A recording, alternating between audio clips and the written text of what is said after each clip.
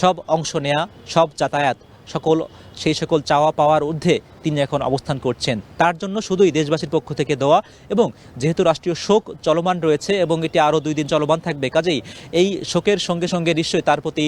স্মৃতিচারণ করা, তার প্রতি ভালোবাসা জানানো, তার শোক বইয়ের মাধ্যমেই হোক কিংবা মুঠোফোনে সেই ফেসবুকে লেখালেখি হোক কিংবা চায়ের আড্ডায় কথা বলতে গেলেই বেগম জিয়ার সেই সকল উল্লেখযোগ্য বর্ণাঢ্য রাজনৈতিক জীবনের ইতিবাচক দিকগুলো উল্লেখ করা হোক, নানাভাবেই তিনি যেমন স্মরণীয় হয়ে থাকছেন, একই সঙ্গে চিরস্মরণীয় হয়ে যাওয়ার জন্য, থাকার জন্য নিশ্চয়ই সেই কাজ তিনি করে গিয়েছেন। এবং যখন তিনি আগেও আমি উল্লেখ করেছিলাম যে 91 সালে যখন তিনি সরকার গঠনের একদিন আগেও জনপ্রকাশে যখন সমাবেশে অংশ নিয়েছিলেন, তার বাম পাশেই কিন্তু তার বড় ছেলে, বর্তমানে বিএনপির ভাইস চেয়ারম্যান তারেক রহমান, তিনিও অংশ নিয়েছিলেন। এবং সেখান থেকেই মূলত ধরা হয়ে থাকে যে আসলে বিএনপির রাজনীতিতে হয়তো বা তার বড় ছেলে তিনি সক্রিয় হবেন, যদিও পরবর্তীতে রাজনৈতিক কার্যক্রমে খুব বেশি তিনি সক্রিয় না থাকলেও একটা পর্যায়ে দলের সংকটময় মুহূর্তে তার বড় ছেলেকেই কিন্তু সেই দায়িত্বটি এক পর্যায়ে নেওয়ার প্রয়োজনটা পড়ে, এবং এই মুহূর্তে এখনও সেটি আসলে আমরা দৃশ্যমান অবস্থায় আছে। এবং 90 সালে যে এরশাদ বিরোধী আন্দোলন, সেখানে কিন্তু জোটের রাজনীতির বাংলাদেশে যে উত্থান, সেটি একটা বড় একটি মাইল ফলক কিন্তু এই 90-এর গণ আন্দোলনটি। এবং সেখানে একদিকে যেমন ছিল আওয়ামী লীগের নেতৃত্বে 8 দলীয় জোট, আবার অন্যদিকে ছিল বিএনপির নেতৃত্বে 7 দলীয় জোট। যদিও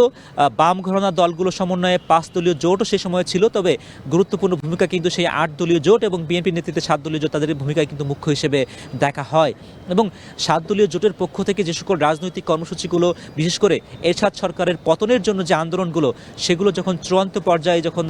অবতীর্ণ হয়, তখন কিন্তু বেগম জিয়া সেই 7 দলীয় ঐক্য জোটের নেত্রী হিসেবেই কিন্তু তিনি ভূমিকা পালন করেছিলেন। এবং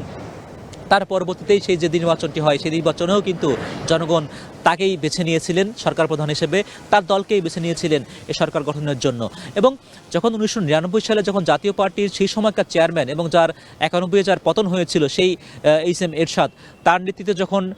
অন্য একটি জোট গঠন হয়, তখন কিন্তু তার পরিবর্তে কিন্তু বেগম জিয়ার নেতৃত্বে আবারও 4 দলীয় জোটের ঘোষণা দেন বিএনপির পক্ষ থেকে বেগম জিয়া। এবং সেই 4 দলীয় ঐক্য জোটই দীর্ঘদিন এই বাংলাদেশের রাজনীতিতে খুব বেশি প্রাসঙ্গিক যেমন ছিল, একই সঙ্গে তার সেই রাজনৈতিক অভিযাত্রায়ও কিন্তু গুরুত্বপূর্ণ বাক বদল যেগুলো রয়েছে, সেগুলো কিন্তু সেখানে এই 4 দলীয় ঐক্য জোটের মাধ্যমেই তিনি রাজনৈতিক বিভিন্ন নানা আন্দোলন সংগ্রাম তিনি চালিয়ে যেতে থাকেন। এবং নানা ঘটনা প্রবাহ এই বাংলাদেশের রাজনীতিতে হয়েছে, যেটি আসলে 81 পরবর্তী সময় থেকে 24-এর 5 আগস্ট পর্যন্ত কিংবা এই 25 সালের এই 30 ডিসেম্বর পর্যন্ত যদি উল্লেখ করতে চাই, সকল রাজনৈতিক এই প্রেক্ষাপটে এই 43 বছরে এমন কোনো উল্লেখযোগ্য রাজনৈতিক বাক বদল নেই যেখানে বেগম জিয়ার উপস্থিতি নেই, বরং তিনি সবখানেই তিনি অংশ নিয়েছিলেন, সবখানে তিনি প্রাসঙ্গিক হয়ে ছিলেন।